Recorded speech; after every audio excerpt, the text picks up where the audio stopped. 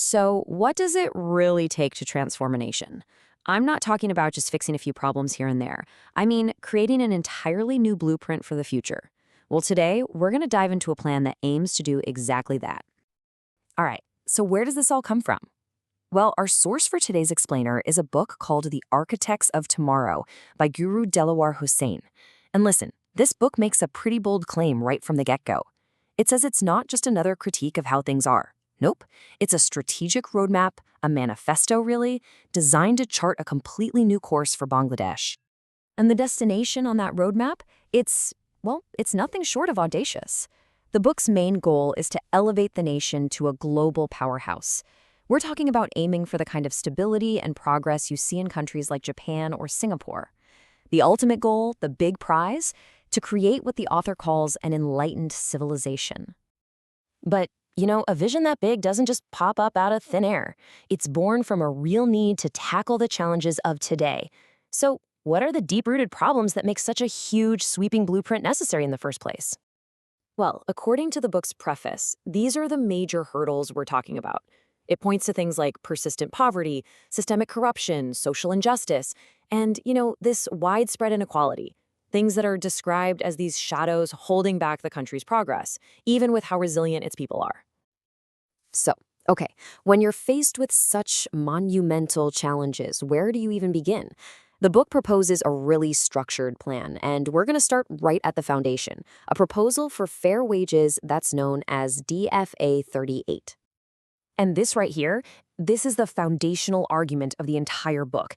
The whole grand vision for transforming the nation, it all rests on one core principle: economic stability.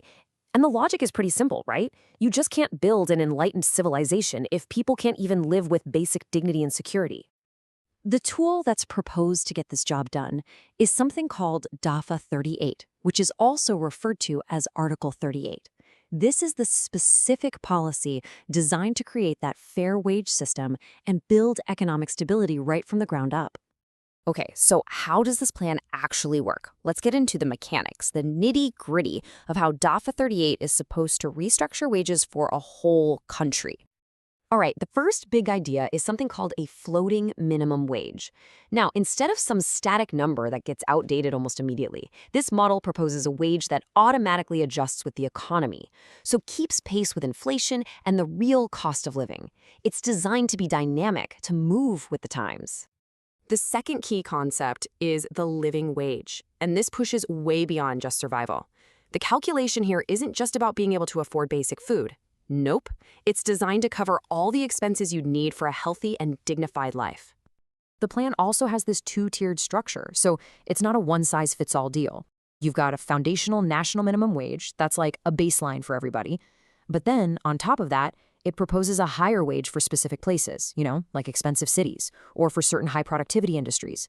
This makes the whole system both universal and locally responsive. But listen, a wage is just a number on a page if you can't enforce it, right? Or if other costs just eat it all up. So the plan goes even further. It proposes an entire ecosystem to make sure this new wage system actually works in the real world.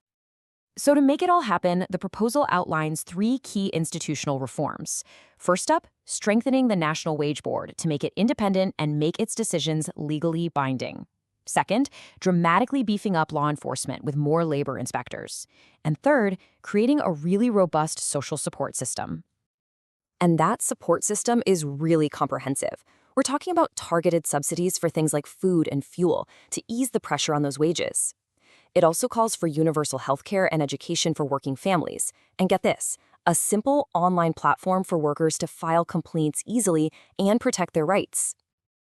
Okay, so we've been deep in the details here. Wages, subsidies, legal reforms. Let's zoom back out for a second. How does this very specific economic plan connect back to that huge, grand vision of national transformation that we started with?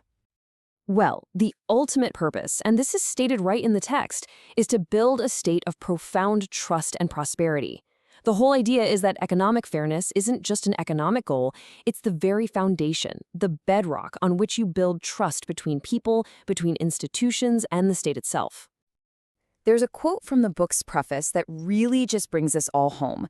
It frames this entire blueprint not just as a bunch of policies, but as a unifying national mission.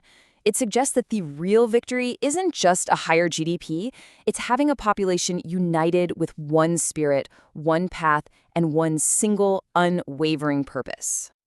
And all of this leaves us with a final, pretty provocative question to think about. This whole plan argues that the path to a prosperous, stable, and even enlightened nation, well, it begins with something as fundamental as a fair day's pay.